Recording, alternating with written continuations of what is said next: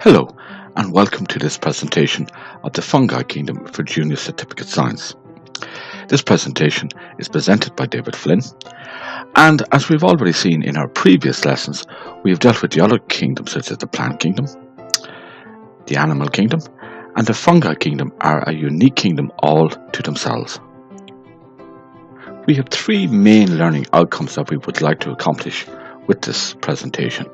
That is to know that fungi are not plants, as they contain no chlorophyll, that the majority of fungi decompose dead organic material, and that fungi can have both harmful and beneficial effects.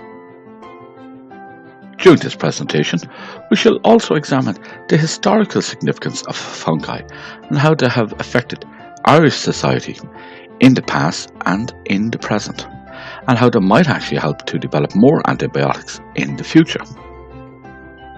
The most common fungus, which we are all familiar with, is the everyday garden variety mushroom.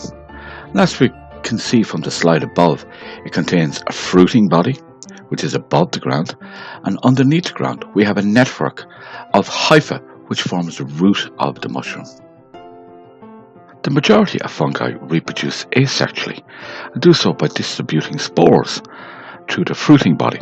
However, some fungi will reproduce sexually when their hyphae interconnect on the ground.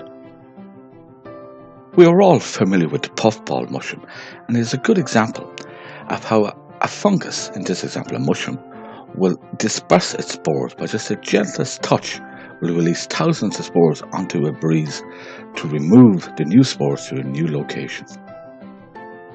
The Great Irish Famine on Gorta Moor of the Great Hunger was caused by the potato blight in 1845 and was due to a fungus. The fungus was first visible on the leaves of the potato plant as a dark brown to black patch, which eventually would rot the tuber underneath. Not all fungi were harmful, and the yeast, which was used in St James's Gate Brewery in Dublin, was used to produce the pint, the iconic pint of Guinness to Ireland, and for some it has maintained a good, healthy, beneficial effect. Different forms of yeast are also used in the food industry. We are all familiar with the yeast that is used to make bread rise, and different types are used in the dairy production industry. There are also many common edible forms of fungi which can be consumed directly, such as those listed above, the common everyday mushroom that we find in our supermarket shelves. But perhaps the most important discovery was made by Alexander Fleming in 1928 when he accidentally grew a culture of penicillin, which has led to the development of antibiotics which we still use today. Some fungus, however, can cause problems for humans and are the result of pathogenic fungi, which cause diseases such as athlete's foot, thrush, nail fungus, and ringworm.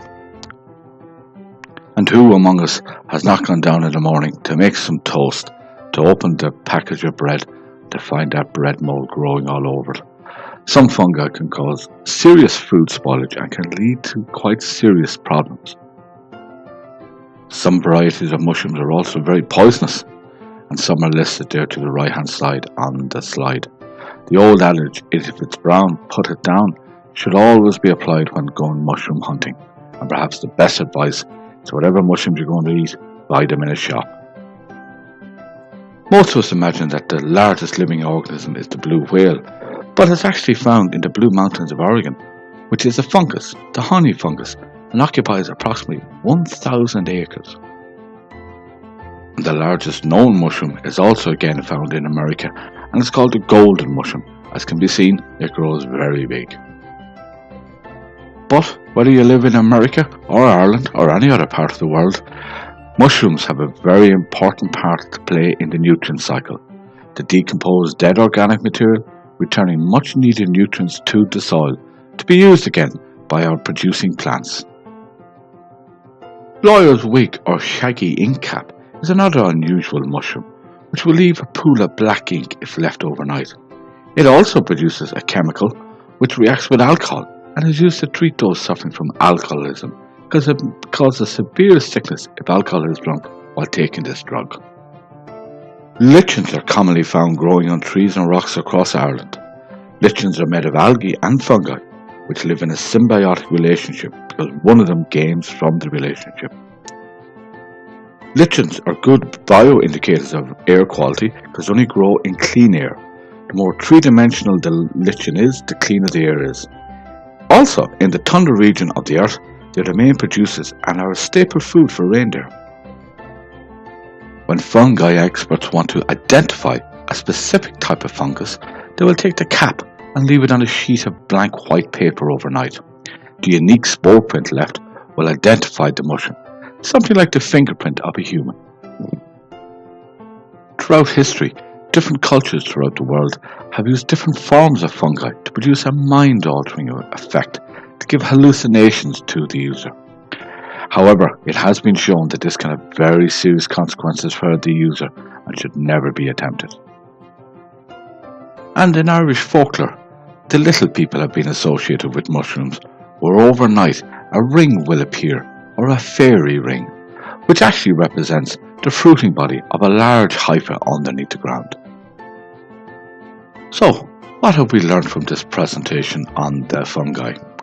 Well, I guess the most important thing that we want to establish is that fungi have their own unique kingdom to which they belong, and that there are many, many different varieties stretched throughout the entire globe. We have also learned that for a good, healthy habitat to exist, we need some form of decomposer, which will return the dead organic material's nutrients to the soil, and fungi are ideally placed to actually do this within all habitats, both within Ireland and the rest of the world. We have also learned that mushrooms, which are a type of fungi, are a source of food, and that some types of fungi are used in the food industry, both dairy, bread, and alcohol production. Fungi are also an essential part of producing antibiotics for medicinal purposes. It's not all good, however, and some fungi on their own, such as the deadly nightshade, can be very poisonous, and some fungi can also lead to giving us problems with our health.